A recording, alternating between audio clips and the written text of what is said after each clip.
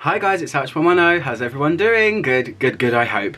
Today I'm reviewing the second fragrance I have reviewed by a wonderful brand from Berlin called D.L Roelen. It's David Lucas Roelen. Super cool, edgy, indie brand that I fell in love with and have been crushing on for almost a year. Last year I smelled them and I just instantly became obsessed. So today I'm talking about Broken Bouquet. Is it bouquet or bouquet? Who knows? What do you say? This is David's take, or David's ode to, or his interpretation of modern femininity. Flower Boy was his take, or all of that stuff, on modern masculinity. And what he's done here is he has taken a rose, it's a rose perfume essentially, and made it ultra modern, edgy, cool, and something that I have not tried before. So this fragrance, he describes it as a floral chypre gourmand. Kind of a weird combination, and I'm all about that. Roses have been used in perfumery forever. They've been used since antiquity, so I'm sure we've all smelled a bazillion roses. We've smelled the Mimi Mummy Frou Frou ones, we've smelled the powdery ones, we've smelled the boudoir, soft, jammy ones, but sometimes a rose comes along and it just blows you away. That is what Broken Bouquet is about. I have my 50ml and I am enjoying wearing it so much I've probably used about 10 mils already, which in my brain means I'm running out. So let me tell you the notes. So the top notes are lemon peel, rose absolute, and broken aldehydic greens. The heart notes are jasmine absolute, powdery violet, and spices. And the base notes are burnt caramel, tonka, cedarwood, and oud. Really interesting note combination. Didn't know what the notes were when I first tried it, and it was an instant love. So let me spray it on my hand. I mean, this is the millionth time I've worn this. But yeah, so like I said, David has taken a rose and kind of twisted it on its head, and it doesn't smell like many rose perfumes that I've tried.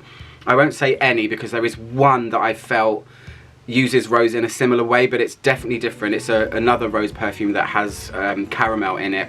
So what first hits you with this one is a big explosion of powdery rose. When I say powder, I don't mean baby powder. It's a high-pitched, in-your-face explosion of modern rose. Oh, really cool. There's a definite edge to it. It feels feminine, but there are other things going on that make it feel, to me, very unisex. The rose part is quite feminine though because of this powder, but there are other things cutting through and giving it a lot of different facets. What I smell in the opening as well is, in the background, I smell the greenery. And what I really like about this is a chypre would normally have oak moss or patchouli to give it its greenery. This one is this aldehydic green. I always go to say aldehydic. Must stop doing that. But to me, it gives the feeling of figginess. There is a gentle, buttery green figginess behind all of this explosion of powdery rose, which dampens it a little bit and gives this feeling of naturalistic wonder. I don't know, that's the only way I can describe it. And it's really lovely. So essentially you have a green rose. So it's a chypre, but yes, it's a real modern one. It's twisting rose and turning rose on its head in a way that just really excites me because I don't really smell things like this very often. There's another thing I'd like to talk about with this one, and I'm not sure if it was an olfactory accident or if it was intentional or not, but this fragrance has a very cool feeling of something that smells like pollen, like honeyed pollen, and it makes me think that a bee must have been involved in the creation process somewhere along the line. It's almost like a bee has come and kissed the composition and added just this element of something a little bit golden pollen. So you have this powdery rose, you have this buttery green stemmy figginess going on, and then there's this honey-like feeling. I'm not saying it's overly honey, but it's like a kiss of dusty pollen about it, and it's really cool. It makes me think of spring. It's so pleasant. Gosh, every time I wear this, I say this one's my favorite, and then I wear Flower Boy and I say, actually no, this one's my favorite. So I'm just gonna have two. I'm allowed. I'm gonna give myself that. Side note, I will be doing a spotlight video after this one about the whole line. There are 5 in total. The other 3 are much more avant-garde.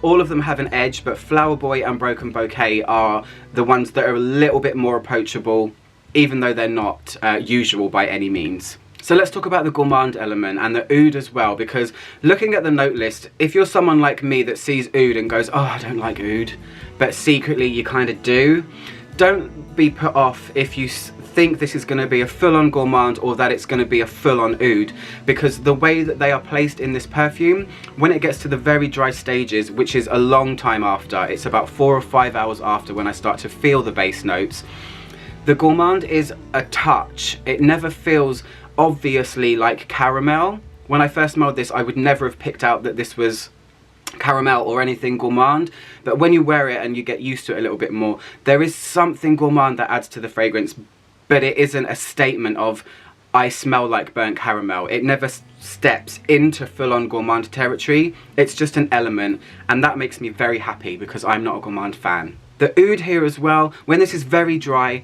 the cedarwood and the oud makes the fragrance feel dry, and again, the oud is used in a way that I personally love. I don't like it when oud overtakes a perfume, which it does in so many.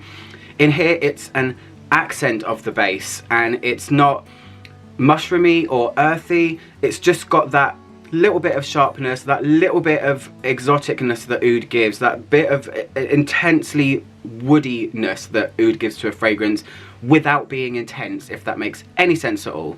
I get fantastic longevity out of this one, as I do with Flower Boy. Both are great. Oh, I'm just such a fan. I can't say it enough.